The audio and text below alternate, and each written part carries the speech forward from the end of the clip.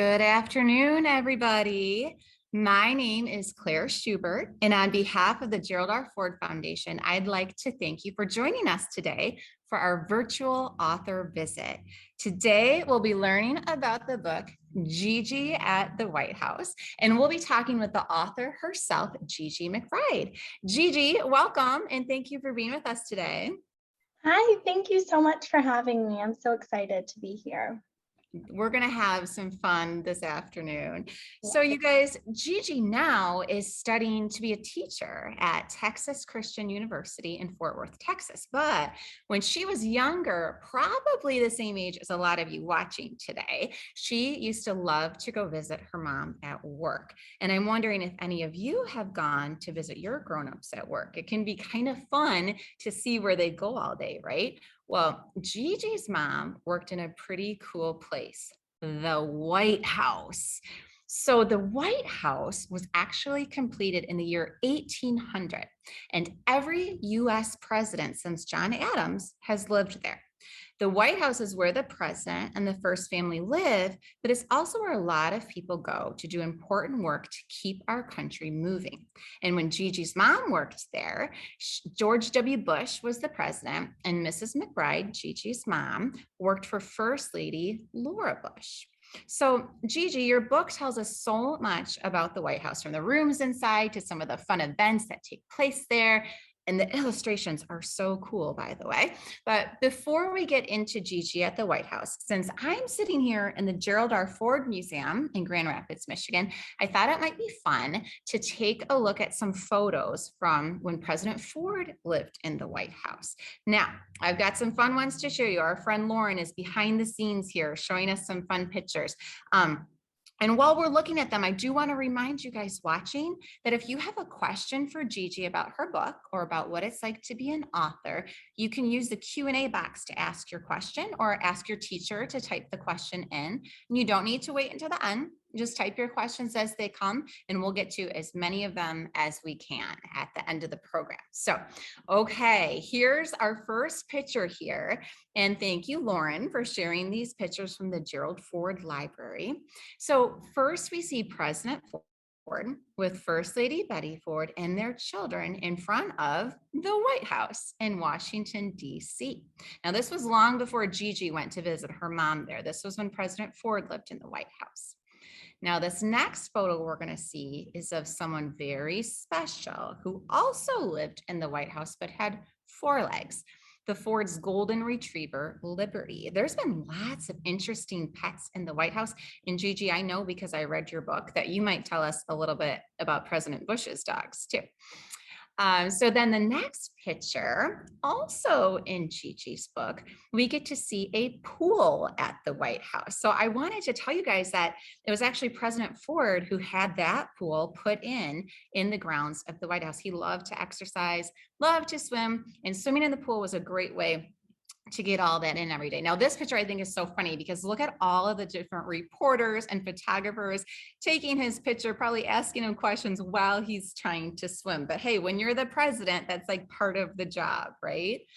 And then this very next picture and the last one I'm going to show you today, we're going to learn today that the White House is a pretty fun place with exciting events and fun rooms inside, but it's also a place where a lot of work gets done that keeps our country moving. So the last photo I wanted to show you today is President Ford at work in the Oval Office, which is the president's office. And of course, he has his trusted pet and coworker, Liberty. So Lauren, thanks for showing us those pictures. I thought it might be fun to see some real photographs of the White House along with the cool illustrations in Gigi's book too. So let's get to the book. Gigi at the White House. So Gigi, we have a lot of kids watching today who probably write just about every day in their class. And I know that they're probably wondering, what should I write about today? So I'm wondering if you could tell us how you got the idea to write your book, Gigi at the White House. Yes, well, so I was very lucky to be able to go and visit the White House so often. My mom was the chief of staff to Laura Bush, and she worked there from 2004 until 2008. And so my brother and I would be able to, go and visit the White House. The Bushes welcomed us with open arms. We were able to go trick or treating and go to the movie theater and go swimming at the pool. And I, at the time, loved being there and thought it was such a wonderful experience. Um, and afterwards, in 2008, I remember thinking and looking at all of these photos, and I was like, you know what? I would love to write a book about this. That I had that first thought when I was about 10 years old. I would love to write a children's book and show everybody all of the fun and wonderful things that goes on in the White House. That is so cool. I remember going to work with my mom when she worked at a shoe store, and I thought that was pretty cool. So I can Yeah. only imagine how neat it was to actually go to the White House and work. And I Yeah. love that you had the idea at 10 and we're already kind of thinking this would make a great story. I think everyone watching has a great story up here too. But Yeah. when it comes to actually writing the book, it has a lot of steps, doesn't it? I know that sometimes young writers might get a little antsy because they want the book to be done. And so many times our teachers say, oh, but you have to fix this or you have to do that. And sometimes it takes longer than we think it's going to. So I'm wondering, how long did it take you to finish your book? So I first had a meeting with the White House Historical Association, the publisher, in February of 2020, right before Corona happened. And so we kind of got the process in the works, and I started doing a storyboard. But when, the shutdown happened and everything, it was kind of put on hold, but it gave me more time to edit the storyboard and gather pictures and think about all that I had really wanted to include in the book. And it just came out in June of 2021. So it was about a year process. It was supposed to come out a little bit sooner, but with everything that went on, it took a little bit longer. But I think in that time, it gave all of us to tweak some things and add more ideas that we hadn't really thought about. So the time actually, was a blessing to be able to, get some things in that we hadn't thought of, or, fix illustrations, that kind of thing. So it took a little while, but, it happened all in the time it was supposed to. I think a lot of kids are listening to you thinking a year to finish the book. But yeah, I mean, and sometimes it takes longer than that, Yeah. right? So your first draft wasn't your final draft, was it? No, it wasn't. And yes, it was, there were a lot of things that I thought of along the way, new ideas, new memories.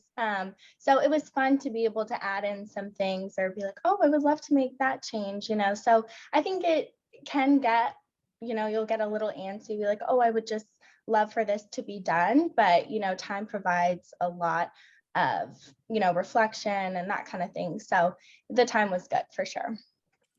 Well, speaking of time, let's not wait any longer. Let's hear this book, right? So guys, if you're watching at home, you can buy this book, and we'll show you a website at the end. You can buy it through the White House Historical Association, but Gigi is actually going to read it to us today. So I'm going to disappear from your screen for a moment.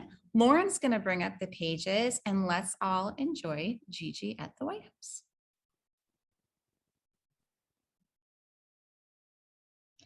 When I was a little girl, my mom worked for First Lady Laura Bush in the White House. Sometimes I would visit. Once, after a fun sleepover, Mrs. Bush invited me to eat breakfast with her. Watching the tourists from the kitchen window, she asked what my favorite memories were.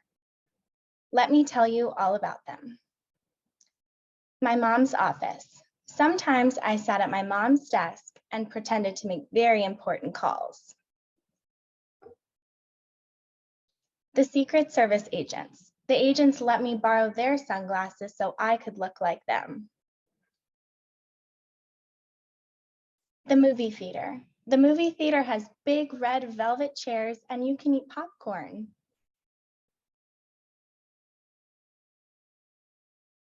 The bowling alley. The ball was heavy, but it was still fun to bowl.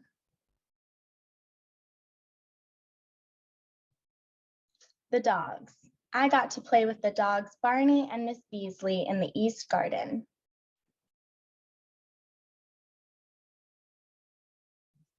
The pool. One hot summer day, I cooled off and splashed around in the pool.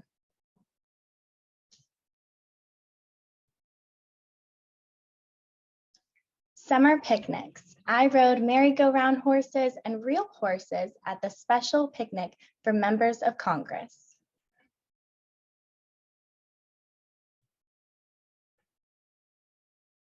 The 4th of July.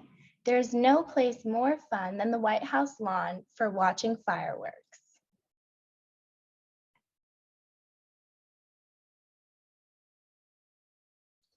The pastry chefs. At Christmas, the White House pastry shop is famous for building an entire White House out of gingerbread.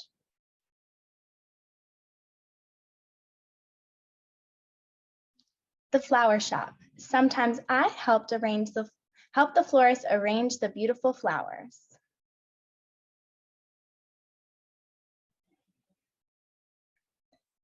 The guests.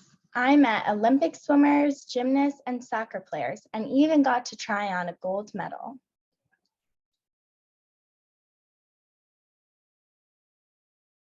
Once, I even saw Queen Elizabeth II of England at the White House.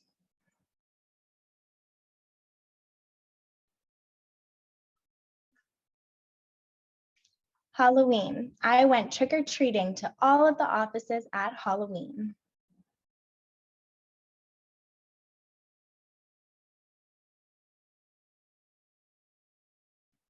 Christmas. And I visited Santa when he stopped by the Blue Room.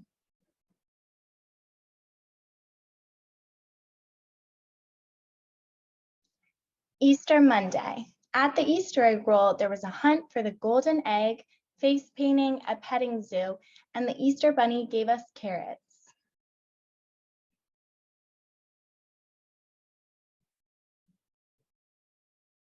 The helicopter. One special day, my kindergarten class came to see the president fly away in Marine One.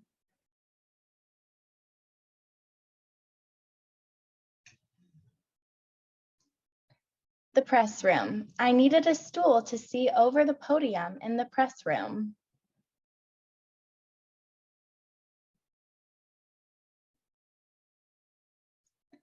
The Oval Office. I thanked President George W. Bush for all the fun times I had at the White House.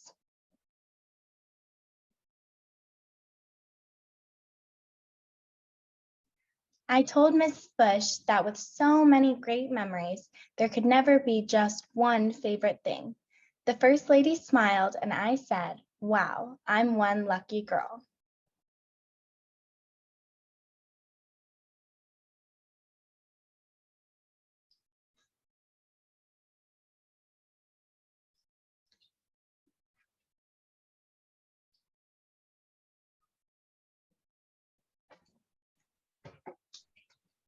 Yay, I'm back. Oh, it's so fun to hear you read it, Gigi. It's not often that we get to hear the real author read the book to us. So what a treat that was. Yes, for me too. That was Awesome. wonderful. And I love that that your book tells a story about you and things that you remember as a child, but it also teaches us a lot about the White House. And there's a lot to be learned, about the fun rooms and the holidays and the parties, but we know a lot of work happens there too. And I'm wondering if you can talk to us about why the White House is such an important place and maybe even a little bit about your mom's job. Like, what does it mean to be someone's chief of staff? Yeah, well, my brother and I were very exposed to the work side of things that was always going on because my mom, she was very busy with her job. We got to spend a lot of time at her office with her staff. And, they were always making plans, making sure that everything was set in place, the schedule, all of that kind of thing. They were always working so hard. And even people that I didn't know, but you really saw people just, working all day, kind of in a rush, kind of, making sure that they were supporting the president and the first lady and all the decisions. So it is definitely a fast-paced environment at the White House, but I was very, very grateful to see, all the wonderful staff and the people who work there, working very hard, but also so welcoming to all of us with all of, big decisions that are being made. They also, were so happy to see my brother and I as young kids and all of the other staff's kids who would come and visit, because it was a chance to educate us on, how important the White House is and all of the things constantly going on, but also being able to show the fun side of things too. Right. Because it's also a home, right? It's the president's home and the home for the first family. So often there's kids and pets, but also a really important place where important work gets done too. We have a question. This comes from Mrs. Lamaris's class at West Michigan Academy of Environmental Science. Hi, guys. So in your book, you talked a little bit about Secret Service agents. They want to know, did your mom have Secret Service agents that kept her safe? Or did you get to interact with them a whole bunch? Yes. So my mom personally did not have Secret Service agents assigned to her, but she worked very closely with them. They were always traveling together, and they had assigned agents that were with them. So my mom became very close with them. The staff became very close with them. I did as well. And there are Secret Service agents, all in the hallways at the White House, different places around there. So I got very familiar with the agents, seeing them, and talking to them, which was always a treat. My mom did not personally have them, but, they were always traveling together and became very close with them. Yes. Mhm. And so let's talk a little bit about the illustrations in the book. So John Hutton illustrated this book, and I've seen some of his illustrations in other books. I just love them. And guys, if you get a chance to Google John Hutton, he can draw like any president. And I think, what is it, Gigi, like under a minute or something? He does Yeah. these little sketches. It's just amazing. And in the beginning of your book, we see his sketches of each and every president. Yeah. But a lot of us watching probably are used to doing the drawings ourselves, right? So what is it like when someone else is doing your illustrations, and how much do you kind of work together to decide what pictures go in the book and what they look like? Yeah, well, John Hutton, he is amazing. All of his drawings are just wonderful. And that is one of my favorite things about the book, having the presidents, in the front and the back cover. I've heard from so many kids that love being able to see all of them and their facial expressions. So I love that he does that. But working with him, he was so easy and wonderful to work with. And I gave him like a PowerPoint full of photos and some of my favorite photos that I wanted to include in the book for some of the certain events. And he kind of took that and ran with it, made it less of like a still photo and made it more of, moving, doing things, like having my character not just standing still and smiling, but, moving throughout the picture to make it come alive a little bit more. And with his colors and absolutely everything in the book that he's done, it really brings those photos and my memories to life. And he was so wonderful to work with. We made little edits and that kind of thing, but his first round of drafts for the photos, there was really not much tweaking, because he kind of just was like, okay, let's bring this to life, make it more of like a scene rather than just a still photo. And he was absolutely wonderful.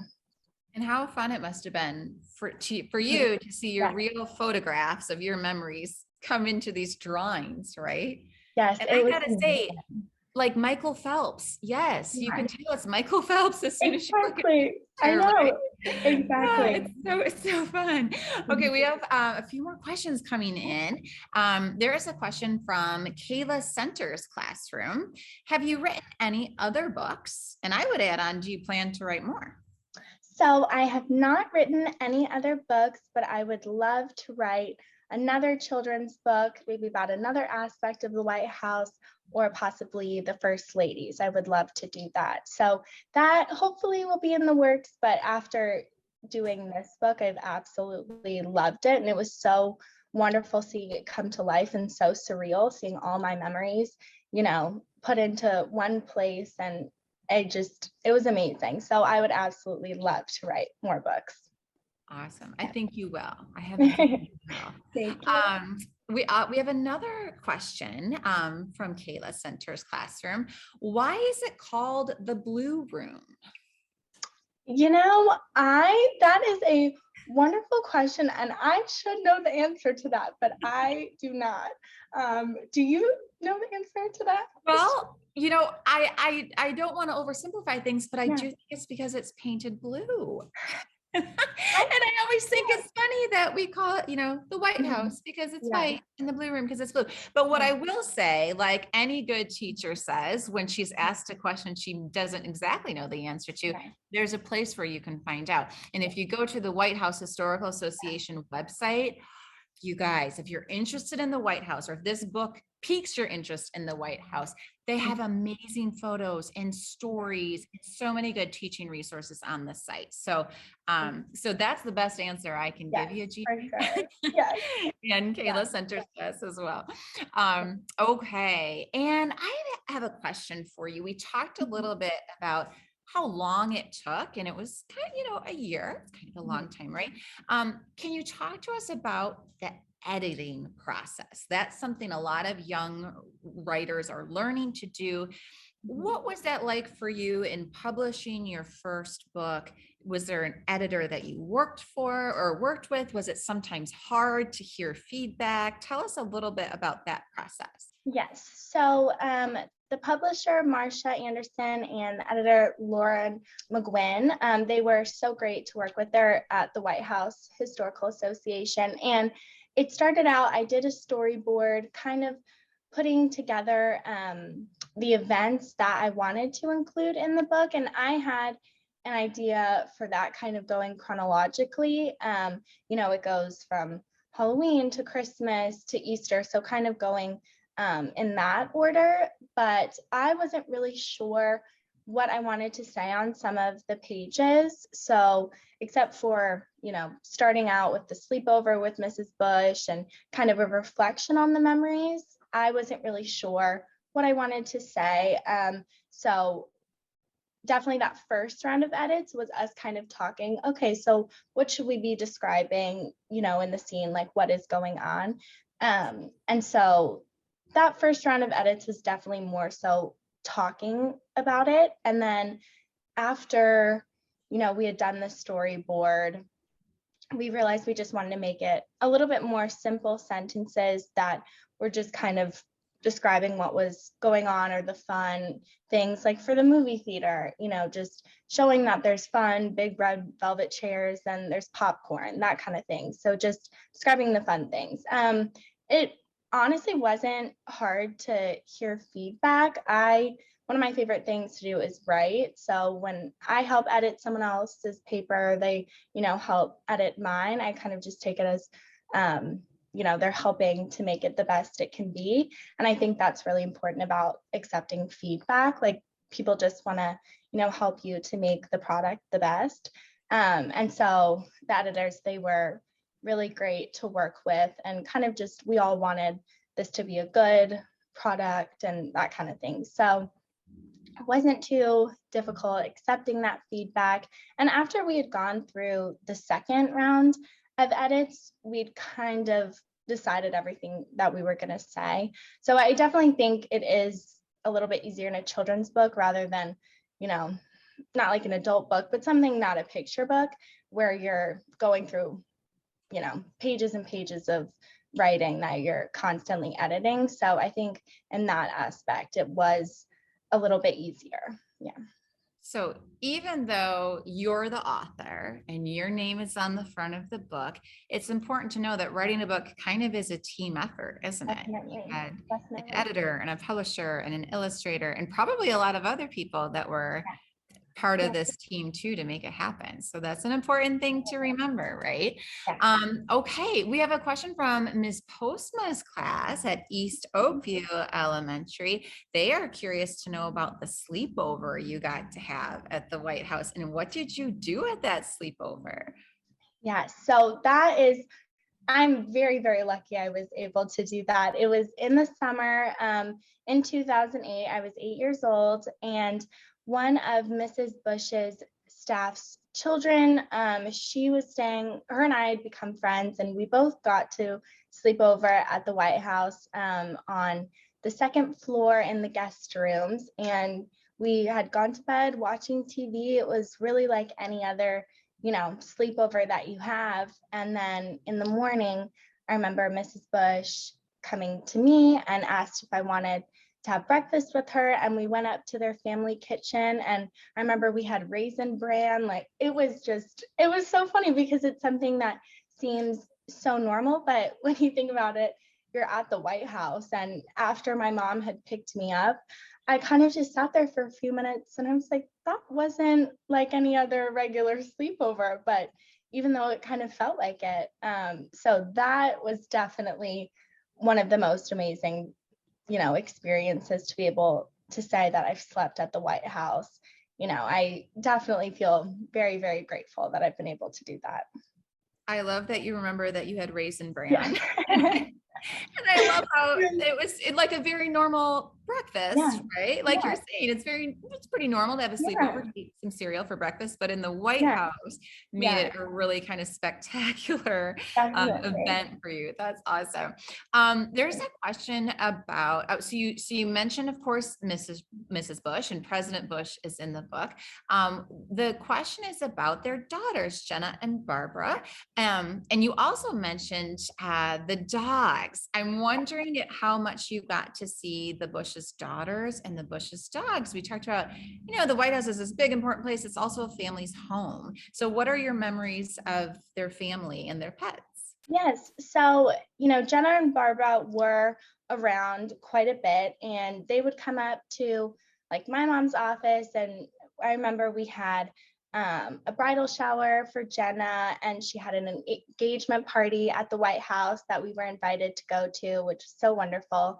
And even after the Bushes were out of office, my mom, Barbara, and Mrs. Bush and I went to Maine for Mrs. Bush's book tour. And so we were together for a weekend. So that's just one, thing that I remember. But we did see Jenna and Barbara a fair amount, when they were at the White House, and kind of just, seeing them for either events or just, in passing, that kind of thing. So I think it is very important to remember that it is a place of work and a lot of things constantly going on, but it is, a family home, and they invite people and family and guests and that kind of thing. So definitely able to see them a fair amount. And the dogs, Mrs. Bush once had a birthday party for Barney and Miss Beasley, and all of the staff's children were invited, and we made little hats and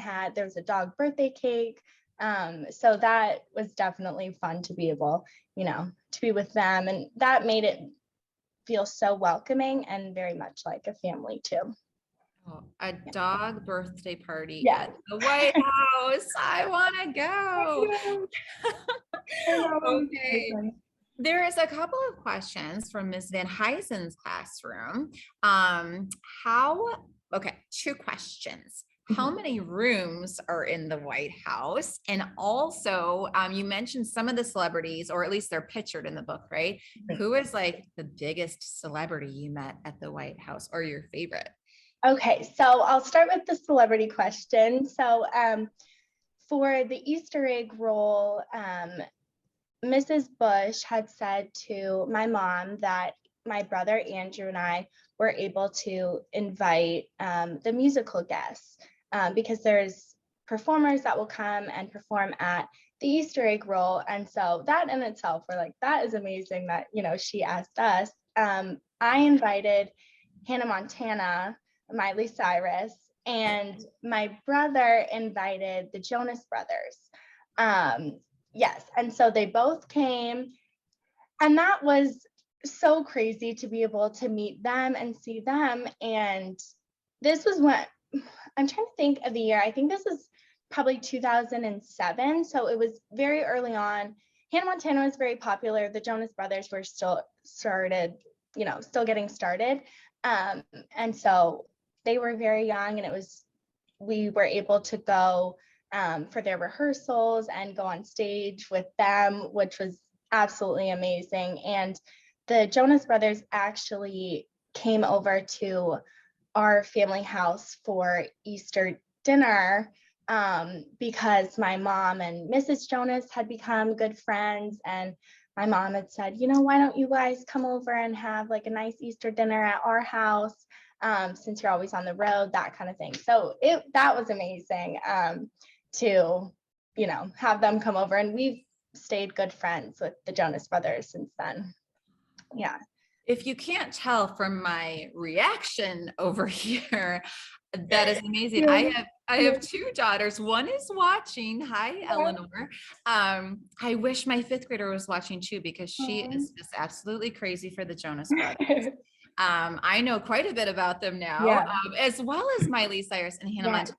But the fact that you and your brother got to pick who would come to the Easter egg roll, Gigi, this is awesome.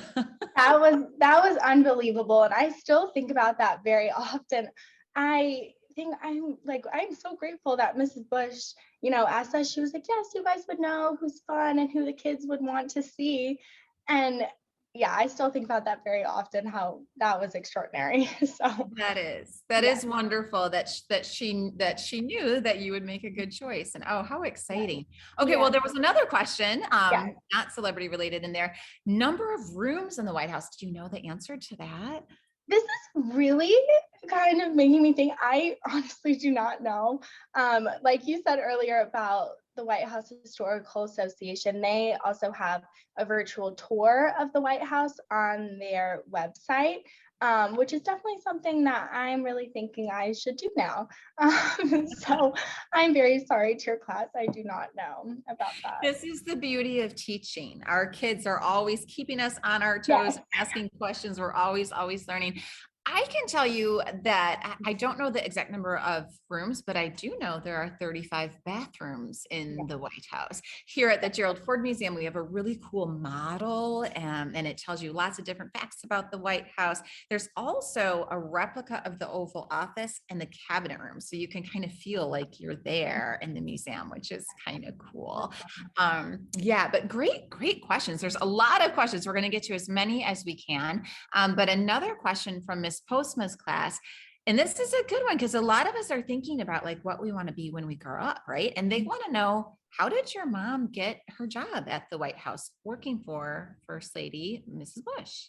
Yes, so my mom, she started out volunteering on campaigns, and she first started volunteering on the Reagan campaign. I'm not exactly sure of the year, but that was out of college. She moved to DC, and through that, she sort of started meeting some other people and getting some connections, and she worked in the Reagan White House, actually reading the mail and all of the letters that were sent to the president. So that was her first job in the White House. And my dad, he also worked in the White House. He was Vice President Bush's aide while he was vice president, and then started for a year as Vice President Bush became President Bush.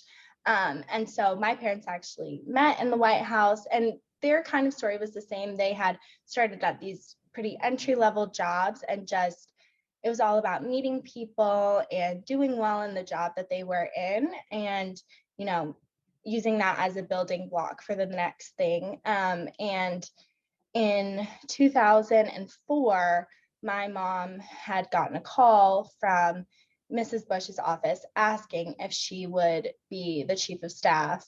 And my mom was very surprised about that. She hadn't worked in the White House since Reagan, and she also worked in the State Department. So she kind of got her bearings on a lot of different aspects of working in the government. But yeah, so for both my parents, it was starting at those entry-level jobs and then kind of working their way up, meeting people and that kind of thing. Yeah, that is great. And it's always good to hear, like doing things like volunteering and just learning about the job you're interested in is a good way to open up doors. So your mom went from volunteering and reading mail to being the chief of staff to the first lady. That's a big deal, right? Yeah. And you mentioned that reading mail, and I just want to put this little plug in for all of the kids watching that you are able to, and it's really your job, right, to send letters to the White House. If there is something that you want to say to your president, to President Biden today, or to First Lady Jill Biden, it's easy. I mean, now, okay, if a normal person like me wanted to meet the Jonas Brothers, that might be kind of difficult. But if a normal person like me wanted to send a message to my president, I can do that. So if you just go online and go to the White House website, there's some pretty easy instructions on how to write those letters, and communicating with your leaders is a really important part. So if you Yeah. are interested in someday working in the White House, or hey, being the president in the White House, that letter writing is a really great place to start. So I'm kind of glad that came up in our conversation. I always like to remind kids of that. Okay, we just have a couple more questions before we end today.